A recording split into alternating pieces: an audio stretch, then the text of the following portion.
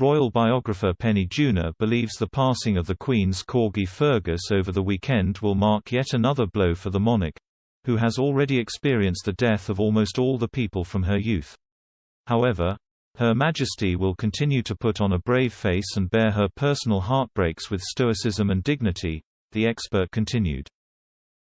Highlighting how important dogs have been for the Queen throughout her whole life, Ms. Junor wrote in the Daily Telegraph, "She is an essentially shy woman, thrust into a public role at an early age that does not come naturally to her.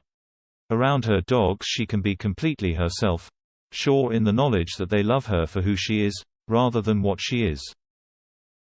That has made them her most trusted companions."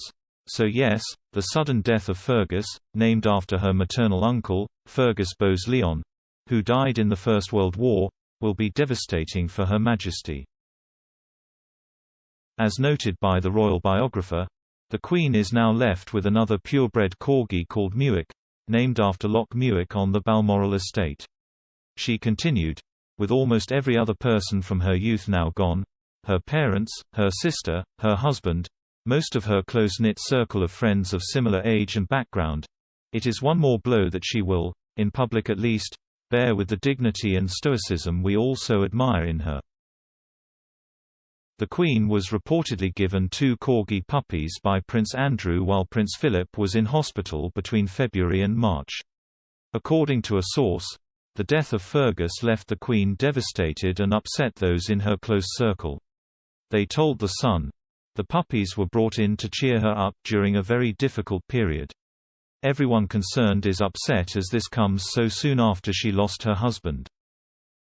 Ms. Junor's remarks came after another royal author claimed the Queen has lost all her closest confidants. Matthew Denison, author of the upcoming book The Queen, believes that after the death of Prince Philip the monarch is more alone than ever before in her life.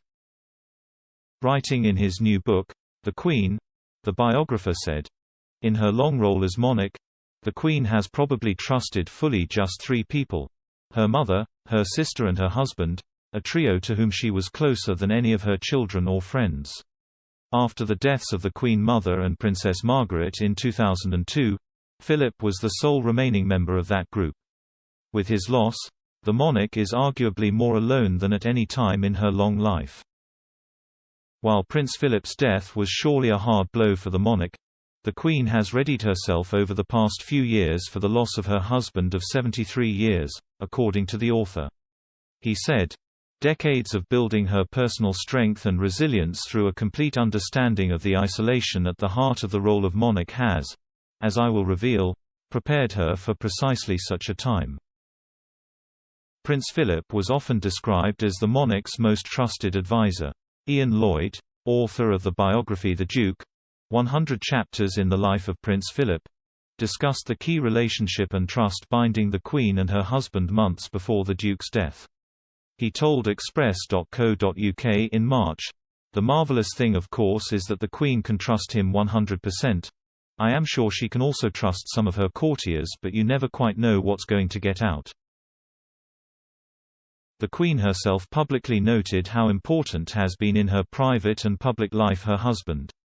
In a speech delivered to mark their golden wedding anniversary, the monarch said, "All too often, I fear, Prince Philip has had to listen to me speaking.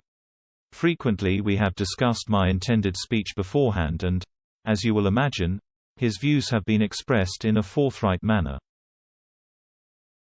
He is someone who doesn't take easily to compliments, but he has, quite simply, been my strength and stay all these years, and I, and his whole family, and this and many other countries, owe him a debt greater than he would ever claim, or we shall ever know."